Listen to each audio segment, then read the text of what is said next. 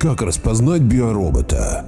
До сих пор при всем нашем техническом развитии мы не можем повторить, воспроизвести то, что уже кем-то сделано, например, наше тело. Общеизвестно, что человек – существо мыслящее. Это главное отличие. Живых видно сразу по энергетике, словам и поведению. Раньше я отличал биороботов от нормальных людей по поведению и просто заглядывая им в глаза. Не советую, но на днях я для себя обнаружил опытным путем еще один вариант. Просто задашь субъекту вопрос. Можешь ли ты оставаться на длительное время наедине с собой, в полной тишине?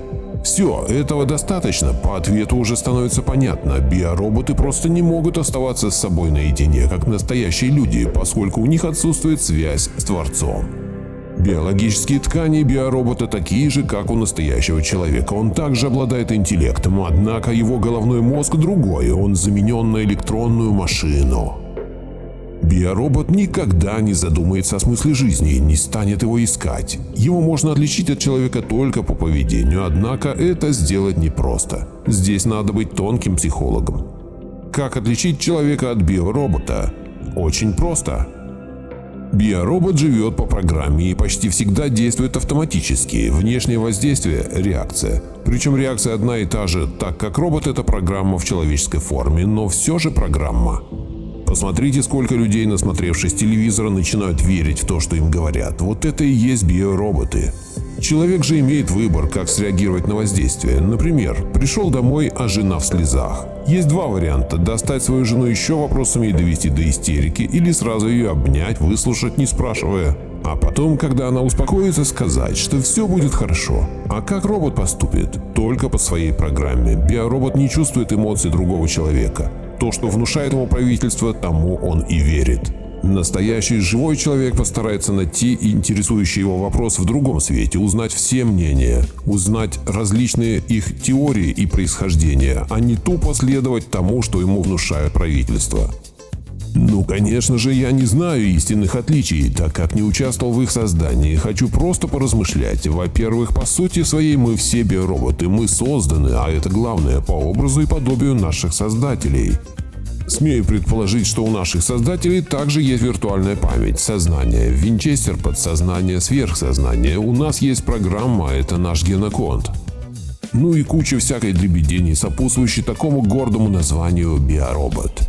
Как известно, еще в 80-х годах вышел в прокат легендарный фильм «Матрица». Идея фильма, что расу людей создали машины, то есть такая идея все же людей посещает и неспроста. Ведь и подобие компьютера в нашем создании налицо. У нас сверхтехнологичное тело. Наши ученые еще долго при всем нашем технологическом развитии не смогут воспроизвести ничего подобного.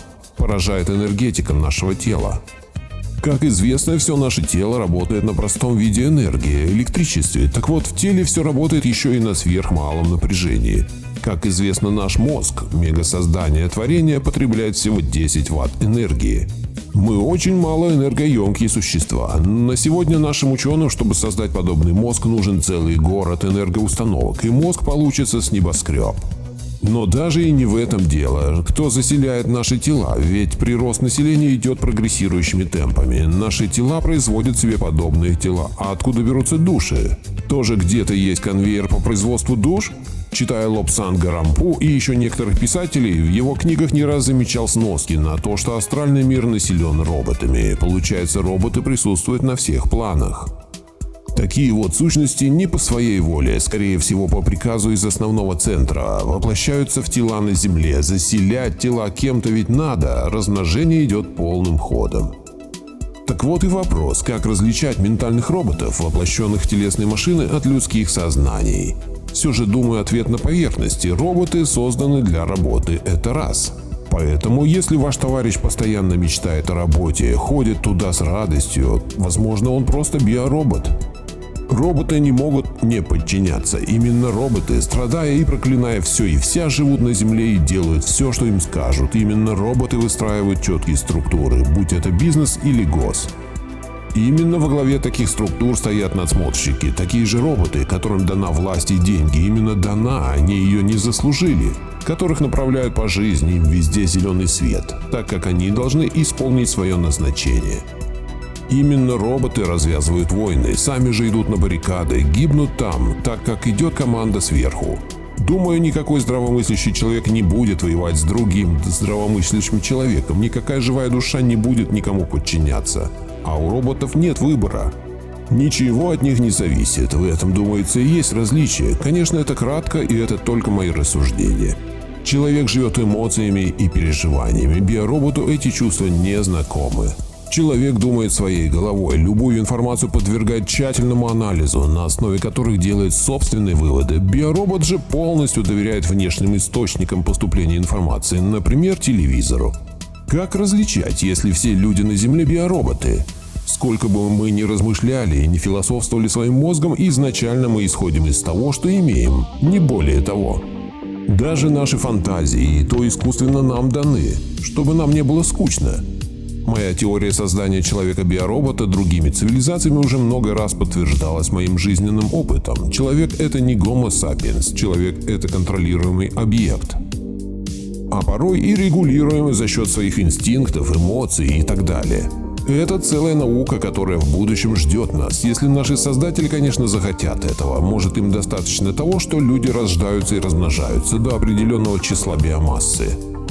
А потом у нас, якобы разумных существ, вдруг случается война, и мы убиваем друг друга для поддержания баланса нашей численности.